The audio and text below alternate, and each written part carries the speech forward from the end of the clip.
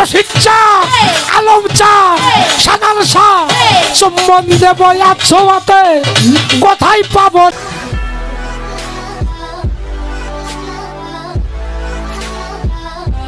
মধ্যে কাবা নাম শুনি মক্কা নগর এই পৃথিবীর মধ্যে কাবা নাম শুনি মক্কা নগর এই পৃথিবীর মধ্যে কাবা নাম শুনি মক্কা নগর দয়া করে বলো দয়াল কোথায় দেহের কাবা ঘর গুরু গো দয়া করে বলো দয়াল কোথায় দেহের কাবা ঘর এই পৃথিবীর মধ্যে কাবা নাম শুনি মক্কা নগর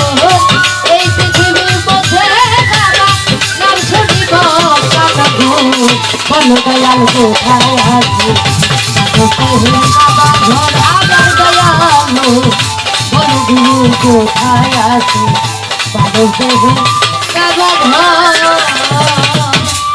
দয়াল হে 365 দিনে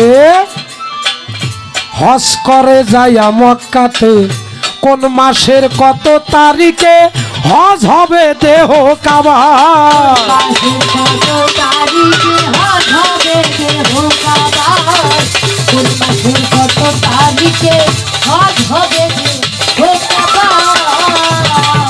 তিনশত 365 দিনে হজ করে যাইয়া মক্কাতে কোন মাসের কত তারিখে হজ হবে দেহ কাবা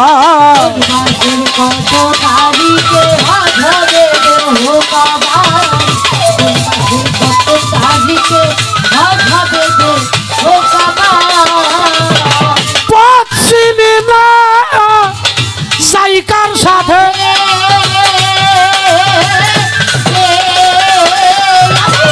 দেহ কাবায় হজ করিতে পথ চিনি না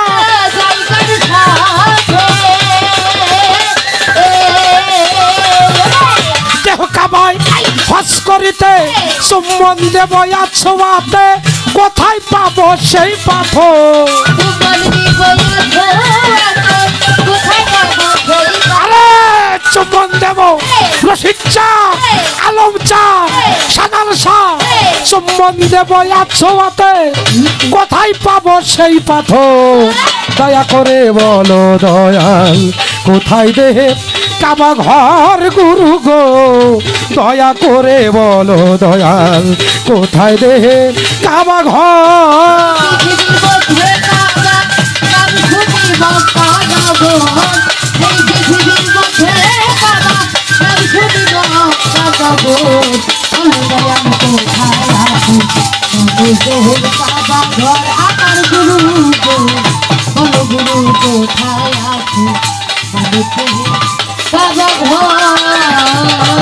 গুরু গো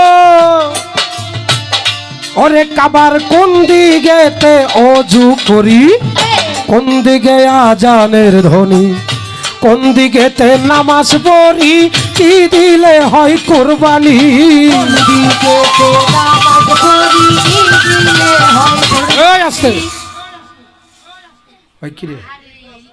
এই যে গানটা গাইলাম এটা কিন্তু 2-3 ঘন্টা কথা কই না গান না বাজান জিটকা শরীফের 2টা গান আছে যে কোনো একটা গাইলেই ক্লিয়ার সুশীল শখের একটা গান আছে যে কোনো একটা গাইলেই ক্লিয়ার জবাব শেষ খারাইয়া তো পাইল করবো আমারে কইব হ্যাঁ তোর তো কোনো বরাদ্দ নেই বেটা এতটি প্রশ্নওয়ালা গান গাইলি এই জন্য আমি আপনার ইঙ্গিত দিয়ে দিলাম এখন আপনি নিজে খারাইয়া নিজের ডাক দিবেন ওই বোনা খালি কথা কইবেন তা কিন্তু হইব না কথার সময় পাবেন হলো মাত্র 10 মিনিট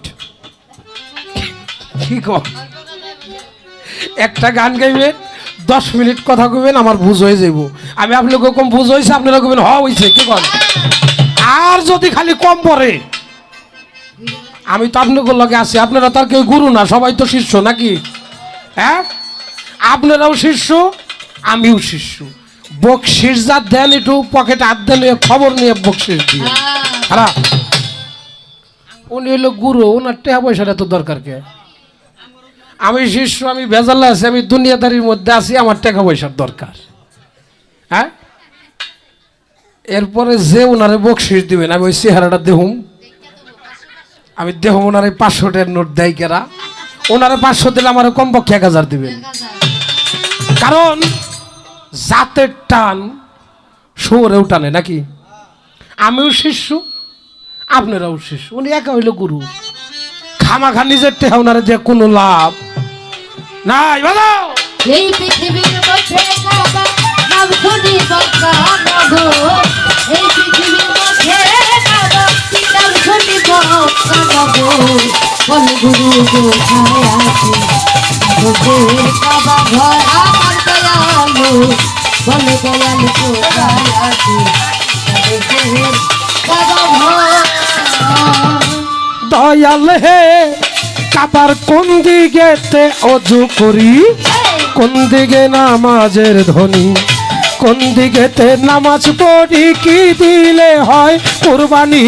কোন দিকেতে নামাজ পড়ে কি দিলে হয় কুরবানি, কোন দিকেতে নামাজ পড়ে কি দিলে হয় কুরবানি। কয় দরজা কাবার ঘরে,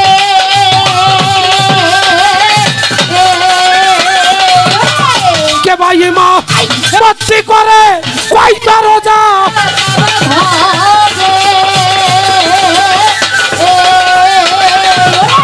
কে ভাই মা মত্তি করে, কোন সুরতে নামাজ পড়ে, কয়টা সেজদা তার ভিতর।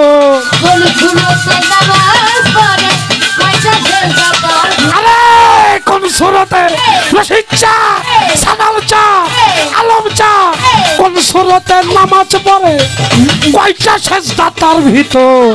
দয়া করে বলো দয়াল কোথায় দেহে কাবা ঘর গুরু গো, দয়া করে বলো দয়াল কোথায় দেহের কাবা ঘর।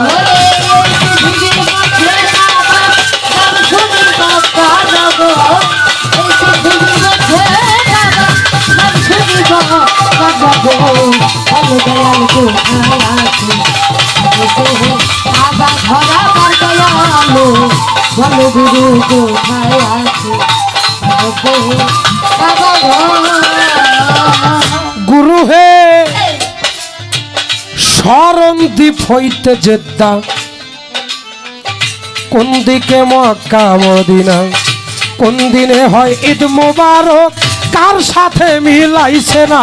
কোন দিনে হয় ঈদ মোবারক কার সাথে মিলাইছি না, কোন দিনে হয় ঈদ মোবারক কার সাথে মিলাইছি না।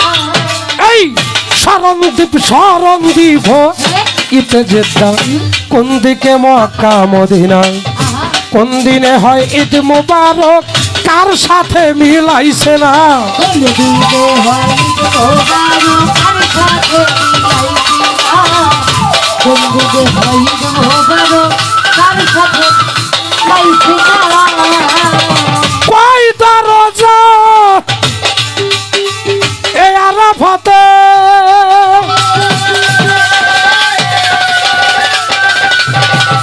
কি দিয়া ঢে লিব শয়তান কোথায় আরা,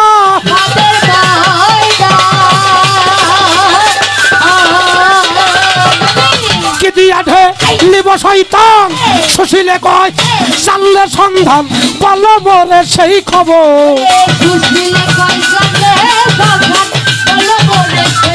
আরে সুশীলে কয়, সুশীলে কয়, সুশীলে কয় জানলে সন্ধান, বলো মোরে সেই খবর। দয়া করে বলো দয়াল কোথায় দেহে কাবা ঘর গুরু গো, দয়া করে বলো দয়াল কোথায় দেহে কাবা ঘর।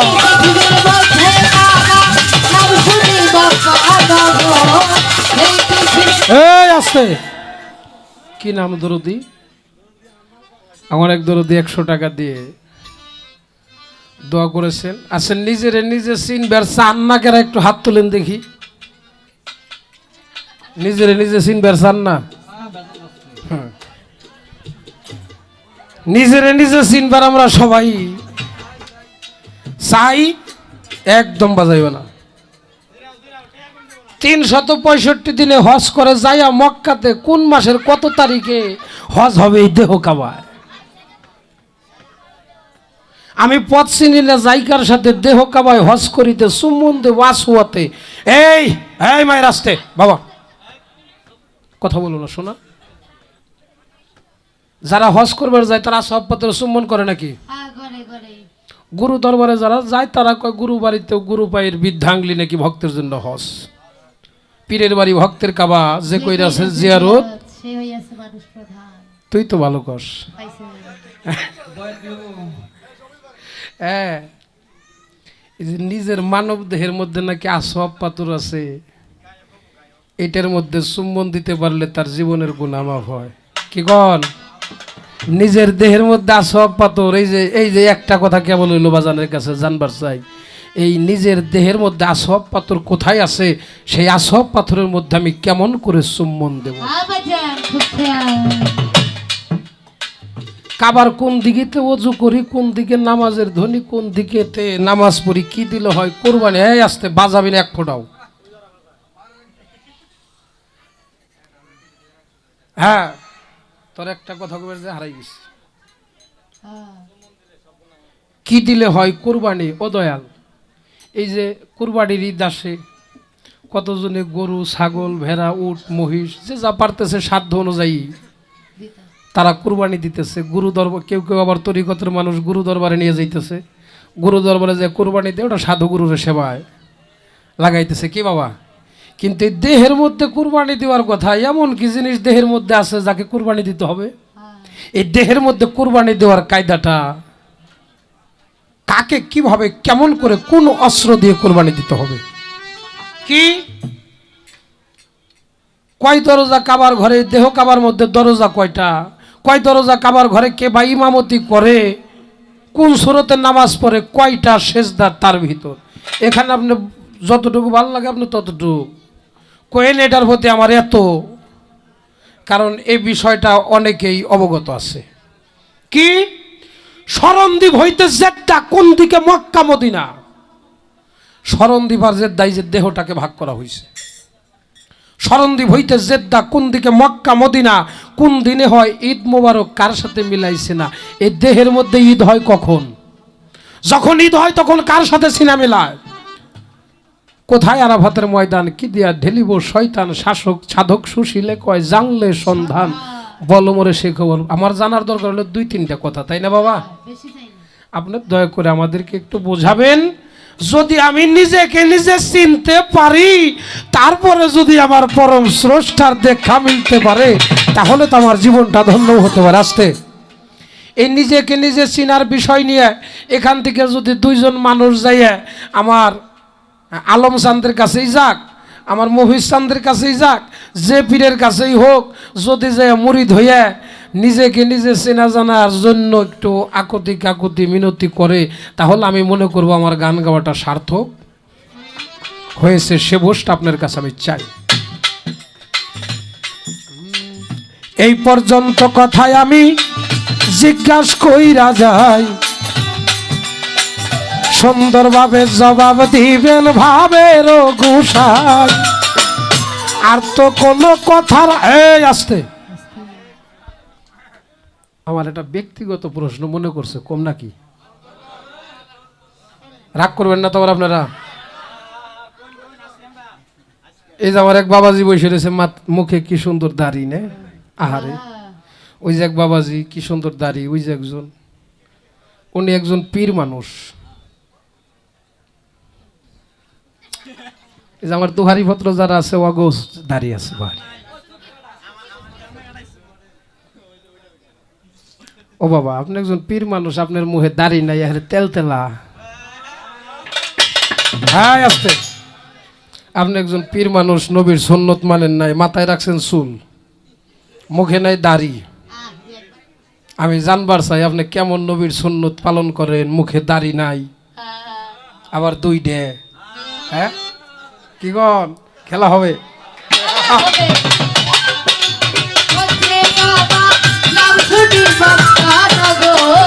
এই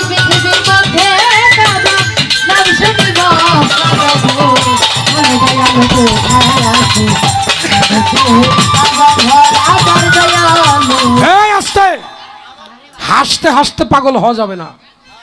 যে প্রশ্নটা করেছি আমি কিন্তু হাসার প্রশ্ন করি নাই বাবা। অনেক পীরেদের মুখে দাড়ি দেখা যায় না কি, হ্যাঁ? তারা মাথায় চুল রাখে কিন্তু দাড়ি দেখি না। আবার অনেক পীর সাহেব আছে তারা দাড়ি রাখে কিন্তু চুল রাখে না। এই মুখে দাড়ি রাখলে কি হয় আর আপনি রাখেন নাই, তার কারণটা, এর মূল হাকিকতটা কি? বাজাও।